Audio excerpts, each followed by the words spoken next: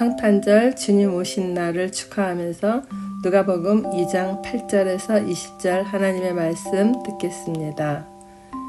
요즘 주일마다 의사이지만 복음 전도자가 된 누가의 심정으로 누가복음을 우리가 보고 있는데, 오늘 예수님 이 땅에 오신 날을 기념하면서 다시 한번 말씀 묵상함으로 하나님께 더 가까이 나아가는 저와 여러분 되기를 바랍니다. 소망을 잃지 않는 자는 큰 기쁨의 좋은 소식을 듣게 됩니다. 그 지역의 목자들이 밤에 밖에서 자기 양떼를 지키더니 주의 사자가 곁에 서고 주의 영광이 그들을 두루 비추매 크게 무서워하는지라. 목자라는 직업은 그 당시 이스라엘에서 천대받는 직업 중에 하나였다고 합니다.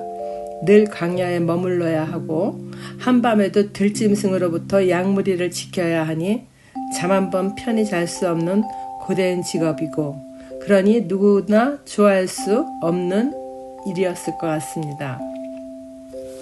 가난하고 고된 하루 일과를 마치고도 밖에서 자기 양떼를 지켜야 하는 그들의 마음이 무척 외롭고 피곤하였을 텐데, 그때 주의 사자가 곁에 서고 주의 영광이 그들을 두루 비치니 갑작스러운 이 상황에 그들은 무서움을 느꼈다고 합니다. 주의 사자가 구주가 태어나는 소식을 왜 광야에서 잠도 못 자고 양무리를 지키는 목자들에게 나타나셨을까요? 광야의 한밤은 매우 춥다고 하는데, 그들은 양떼를 지키면서 무슨 생각을 하고 어떤 이야기들을 나누었을지 생각해 봅니다. 삶이 고단하고 힘들어도 집에 있는 가족들을 생각하며 고된 업무를 성실하게 하느라 잠이 와도 양떼 지키는 임무를 소홀히 하지 않는 목자들이었습니다. 그들은 간간히 어릴 때부터 읽고 배운 토라, 즉 하나님의 말씀을 이야기하면서 약속하신 메시아가 오시면 자신들의 삶도 달라질 것이라는 소망을 잃지 않는 이야기를 하고 있는 중인지도 모르겠습니다. 메시아에 대한 하나님의 말씀을 잊지 않고 기다리는 자들이기에 누구보다 가난한 자에게 복음을 전하기 원하시는 삼위일체 하나님께서 이들에게 주의 사자를 가장 먼저 보내시는 것은 당연한 일이라고 생각합니다. 10절 말씀입니다. 천사가 이르되 무서워하지 말라. 보라, 내가 온 백성에게 미칠 큰 기쁨의 소식을 너희에게 전하노라. 오늘 다윗의 동네에 너희를 위하여 구주가 나셨으니 곧 그리스도 주시니라. 너희가 가서 강보에 사여 고유에 뉘어 있는 아기를 보리니 이것이 너희에게 표적이니라. 하나님은 위로받을 자를 위로하시는 분입니다. 고된 일과 가난한 삶에 지쳐가는 그들에게 하나님은 소망을 안겨주셨습니다. 그들뿐 아니라 온 백성에게 미치는 큰 기쁨인데 그것을 너희에게 먼저 알린다고 말씀하십니다. 다윗의 동네는 예루살렘에서는 약 7.2km 떨어진 곳이라고 합니다. 다윗이 1000년 전에 태어나고 자란 곳이죠. 또 옛 이름은 에브라다이며 야곱의 아내 라헬이 장사된 곳이기도 합니다. 또한 베들레헴의 이름은 떡집이란 뜻인데, 예수님은 요한복음에서 내가 곧 생명의 떡이라고 하셨습니다. 하나님은 완벽하시고 위트가 있으셔서 떡집이란 동네에서 예수님이 탄생할 것을 이미 다 준비하셨던 것입니다. 성경의 계시의 말씀은 이렇듯 하나하나 성령께서 계시하여 주시니 읽으면 읽을수록 하나님의 전능하심을 깨닫게 됩니다.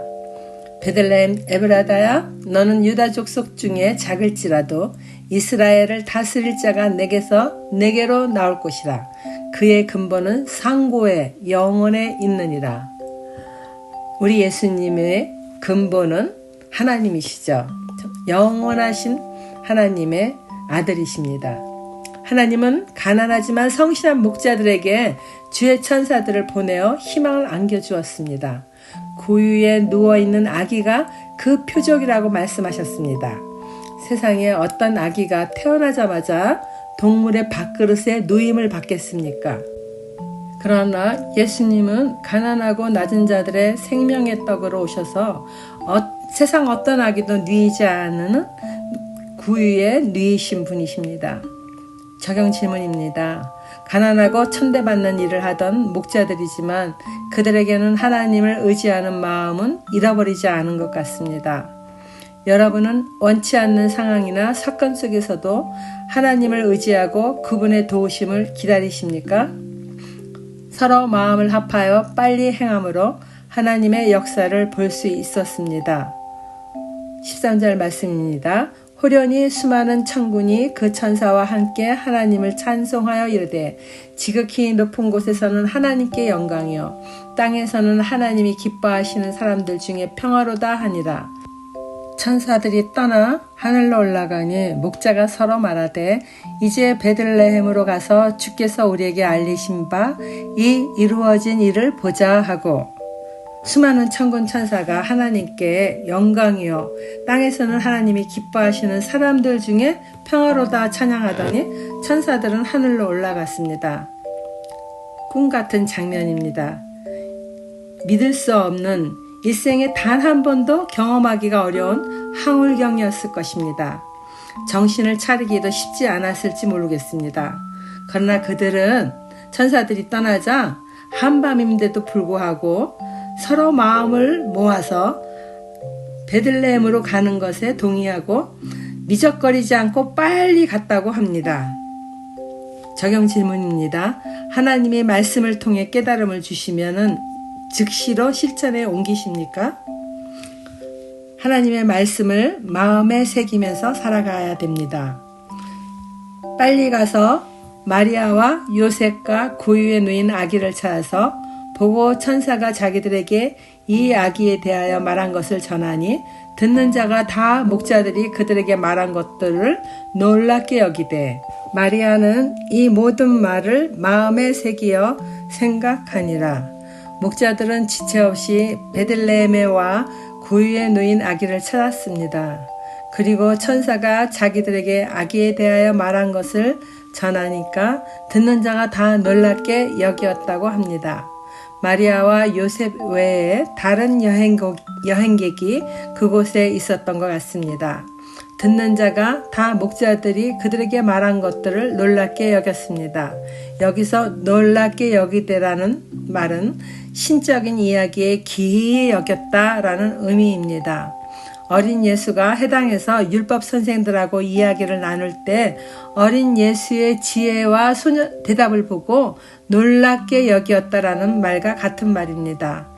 대체로 놀랍고 신기하게 여겼으나 깊게 생각하지 못하기에 목자 외에는 아기 예수가 구세주라는 사실을 믿는 자가 없었습니다.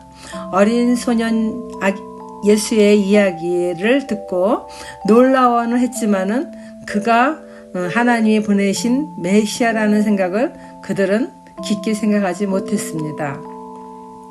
오직 마리아가 이 모든 말을 마음에 새기어 생각하였을 뿐입니다.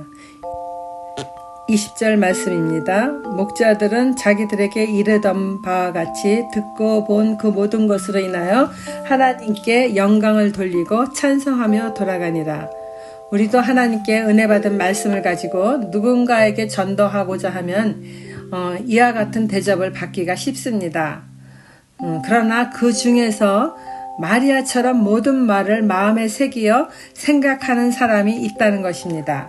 그 한 사람이 누구인지 모르나 우리는 천사의 말을 순전하게 믿는 목자들과 같이 온전하고 깨끗한 믿음으로 하나님의 말씀을 전하면 그 한 사람이 듣고 구원의 길에 들어설 것입니다.